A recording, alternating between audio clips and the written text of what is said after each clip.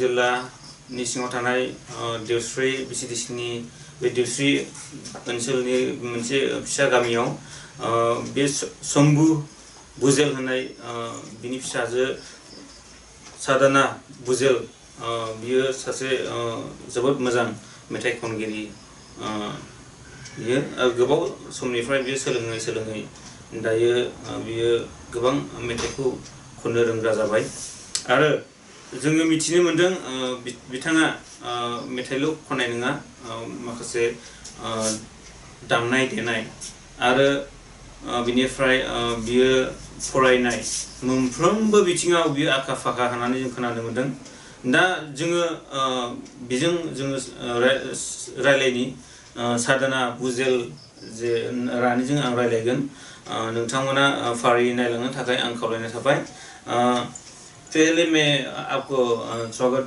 कर रहा हूँ और आपका नाम और आपका ये जगह का नाम बताइए। मेरा नाम साधना बुजेल है और इस जगह का नाम देवसुर है। आपने कब से कोर्स को शुरुआत किया है? अब तो 2 इयर्स हो गए हैं। मैं सबको अपना टैलेंट दिखाना चाहती हूँ, पूरी दुनिया को अपनी पहचान दिखाना चाहती हूँ। कितने इयर्स हो गया? 2 इयर्स। 2 इयर्स। आपने ये कोर्स करके क्या क्या तालीम मिला आपने? सबने मुझे बहुत ज़्यादा प्यार किया, मुझे बहुत अच्छा लगा। कौन सी जगह में जाके आप ट्रेनिंग करते हैं, कोर्स करते हैं? मैं रूनी खाता। टीचर का नाम? कृष्णा सर। कृष्णा। जो आपने ये कोर्स कैसे पता चल गया? आपका मामी का तरफ से या बाबा का तरफ से? मुझे मम्मी पापा ही बहुत ज़्यादा सपोर्ट करते हैं, मेरे दादाजी भी मुझे बहुत ज़्यादा सपोर्ट करते हैं, इसलिए मैं यहाँ पहुँची हूँ। आं बिथांनाव आं सोंगासिनो दङ आरो नायलांनो थाखाय आं खावलायनाय थाबाय नायगिरि नोंथांमोनखौ। आपने कोर्स भी किया है और पढ़ाई भी कर रहा है, तो पढ़ाई में अभी कितना क्लास में है? अभी 6th क्लास में। 6th क्लास में। आपने कौन सा स्कूल में पढ़ता है? संसार इंग्लिश स्कूल। पढ़ाई में ज़्यादा ध्यान करता है, कोर्स में अपने ज़्यादा ध्यान करता है? पढ़ाई में। और मैं दोनों ही बराबर करती हूँ, पढ़ाई भी उतनी ही करती हूँ और सिंगिंग भी उतनी। आपने क्या भाषा में गा सकता है? मैं असमीज, बोडो, नेपाली सब बता सकती हूँ, भजन भी कर सकती हूँ। भजन भी कर सकते हैं। आपने थोड़ा हम लोग का जो ऑडियंस को बजा के और गाना गा के आप दिखा सकता है? एक बार बोडो गाना गा के थोड़ा सुनाइए। खुलुम भाई।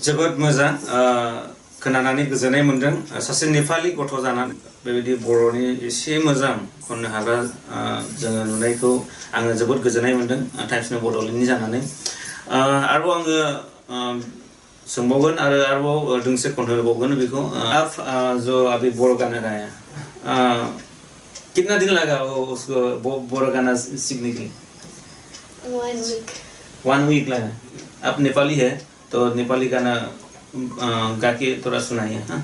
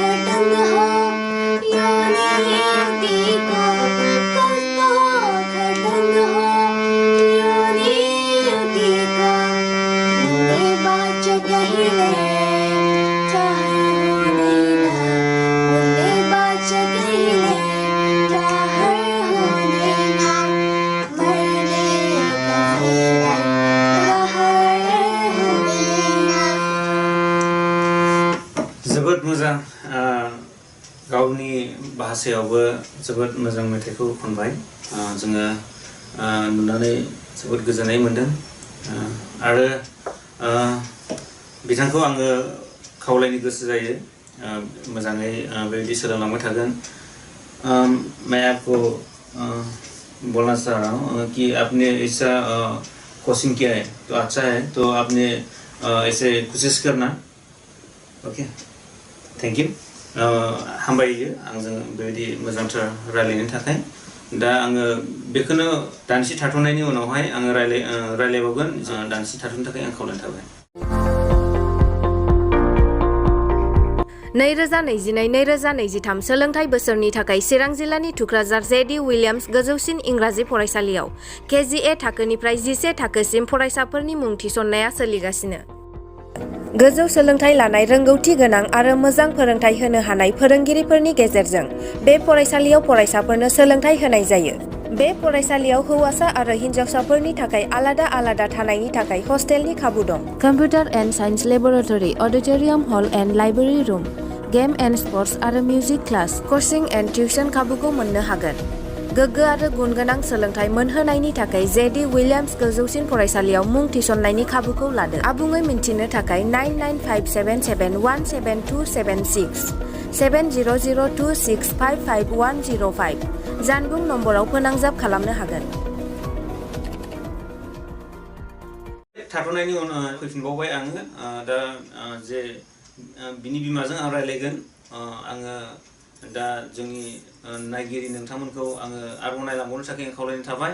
तपाईको नाम अनि तपाईको यो जग्गाको नाम अलि भनिदिनुहोस् होला। नमस्कार, मेरो नाम दुर्गा भुजेल र गाउँको नाम देउसिरी हो। तपाईको नानीलाई यस्तो सिकाउनुको लागि अब के टार्गेट गरेको थियो, फर्स्टमा के सोचेको थियो यो कोर्समा दिनुको लागि, फर्स्ट टाइममा कसरी थाहा पायो यो कोर्स गराउनुको लागि?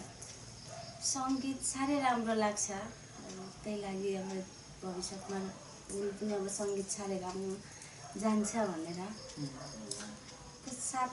2 वर्ष हुन लाग्यो।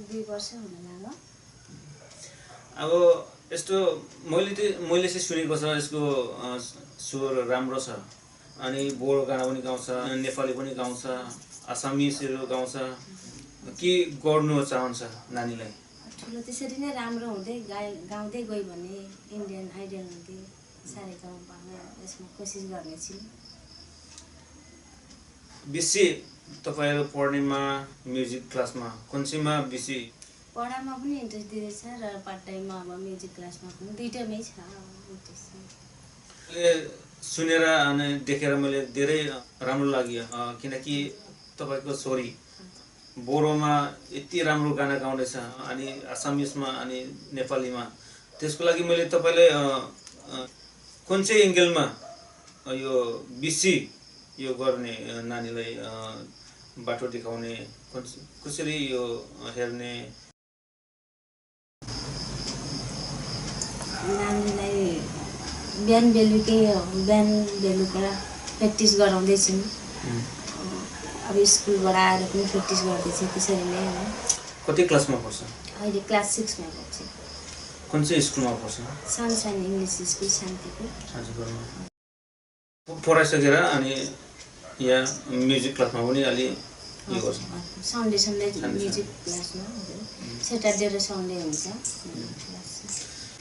बाबा चाहिँ के काम गर्नुहुन्छ बाबाको फोटोसप दोकान छ कम्प्युटर दोकान देउसुरेमा यसको बहिनी पनि अहिले गाउन थाल्दैछ यो नानीको बाउसीमा के सोच्दैछ तपाईले उसले पनि दिदीको देखेर गाउँदैछ अलिअलि दिदीलाई हेल्प गर्छु उसलाई पनि अब दिदी जस्तै नै बनाउन चाहन्छ गाउँको मान्छेले हेल्प गर्नुहुन्छ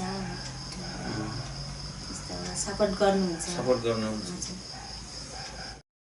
यो नानीको बाजे पनि त छ हैन कसरी सपोर्ट गर्दैछ बाजेले त एकदम सपोर्ट गर्नुहुन्छ हामीले भन्दा पनि बेसी नै बाजेले नै सपोर्ट गर्नुहुन्छ मैले सुनेको छ बाजेले सुरुवातदेखि नै बाटो देखाउँदछ सिकाउँदछ भनेर सुनेको छ यी साच्चीको साँच्चै नै हो बाजेले नै लानुहुन्छ खुब इन्ट्रेस्ट गर्नुहुन्छ बाजेले के काम गर्नुहुन्छ समवाय समितिमा एसिस्टेन्ट सेक्रेटरी गर्नु हामबायदों जोबोद गोजोननाय मोनदों बे जे रानिनि बिमा बिजोंहाय रायलायनो मोनबाय आरो मोजांथार बिसोरो थांखि दङ बिसोरो फरायनायावबो आरो बेबायदि मिउजिक क्लासावबो जेब्लायबो गोसो होदों गोजौआव थांनो थाखाय आरो बिसोरो आवगायलाङै बिसोरो माने गोजौ थाखोसिम सहैबा बिसोरो इन्डियान आइडलाव खनहोनायनि थाखाय थांखि लादों दा बेनिखायनो आङो नोंथांमोननो आङो खिन्थायो दा नोंथांमोना गोबां बिथांमोनखौ सापर्ट खालाम हामबायसै आं गोजोननाय थाबाय 2022-2023 सोलोंथाइ बोसोरनि थाखाय चिरां जिल्लानि थुक्राझार जेडी विलियम्स गोजौसिन इंराजि फरायसालियाव KGA थाखोनिफ्राय 11 थाखोसिम फरायसाफोरनि मुं थिसननाया सोलिगासिनो। गोजौ सोलोंथाइ लानाय रोंगौथि गोनां आरो मोजां फोरोंथाइ होनो हानाय फोरोंगिरिफोरनि गेजेरजों बे फरायसालियाव फरायसाफोरनो सोलोंथाइ होनाय जायो। बे फरायसालियाव हौवासा आरो हिन्जावसाफोरनि थाखाय आलादा थानायनि थाखाय हस्टेलनि खाबु दं। Computer and science laboratory, auditorium hall and library room, game and sports आरो music class, coaching and tuition खाबुखौ मोननो हागोन। गोग्गो आरो गुनगोनां सोलोंथाइ मोनहोनायनि थाखाय जेडी विलियम्स गोजौसिन फरायसालियाव मुं थिसननायनि खाबुखौ लादो। आबुङै मिन्थिनो थाखाय 9957717276 7002655105 जानबुं नम्बराव फोनांजाब खालामनो हागोन।